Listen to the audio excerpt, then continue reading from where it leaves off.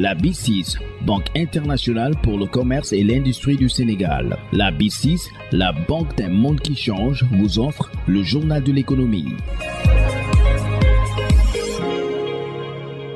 Bonjour, le Covid-19 attaque notre pays de nouveau. Cette attaque risque d'être difficile, alerte le chef de l'État. Même si les mesures restrictives de la première vague sont exclues, quelle perspective pour l'économie déjà en souffrance? La réponse, c'est avec le professeur en économie à la FASEC, Meissa Babou. C'est vrai que la troisième vague est déjà là, mais l'économie va en souffrir moins, en tout cas par rapport aux deux vagues précédentes. Pourquoi? Parce que simplement, le gouvernement a compris que toutes ces mesures-là, qui étaient beaucoup plus sociales et sanitaires qu'économiques, ont impacté de façon négative le vécu quotidien des Sénégalais en augmentant la pauvreté avec un taux de chômage exécrable et que ce gouvernement aussi n'a plus les moyens d'une subvention. Pour toutes ces raisons, il n'y aura pas peut-être de mesures hardies qui sont peut-être nécessaires, mais pour la gestion sociale surtout, le gouvernement va rechigner à prendre des mesures hardies, d'autant qu'il est presque au centre aussi de cette troisième vague, parce que les déplacements politiques que nous avons vus, comme si de rien n'était, ont mis les Sénégalais dans une liberté totale, en croyant qu'en fait, il n'y avait plus rien et que personne ne devait plus avoir peur. Au lieu de mettre l'accent sur les mesures barrières et la vaccination, ils ne l'ont pas fait et les dégâts sont déjà là, avec peut-être moins d'impact économique cette fois-ci et social.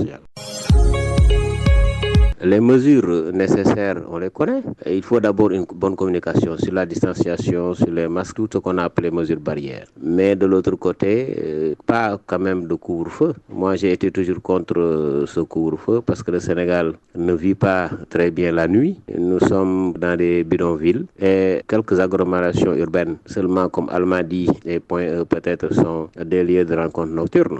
Par conséquent, je crois que le couvre-feu n'a aucun sens. Maintenant, il faut insister sur le caractère assez dangereux du transport urbain. Et pour cela, peut-être, il faudra reprendre quelques mesures pour diminuer le trafic, diminuer le nombre de passagers dans ces voitures-là, qui, à mon avis, est la source principale du mal. Par conséquent, le ministre des Transports peut-être sera plus interpellé cette fois-ci, à côté du ministre de la Santé, qui devra faire beaucoup plus de communication parce qu'actuellement, on ne voit rien. Les gens ne communiquent pas. Ce sont peut-être des journalistes qui, par-ci, par-là, essayer de sensibiliser en plus des réseaux sociaux, mais il n'y a pas en fait une communication gouvernementale qui met l'accent réellement dans le problème pour ce qu'on peut appeler un marketing de la peur.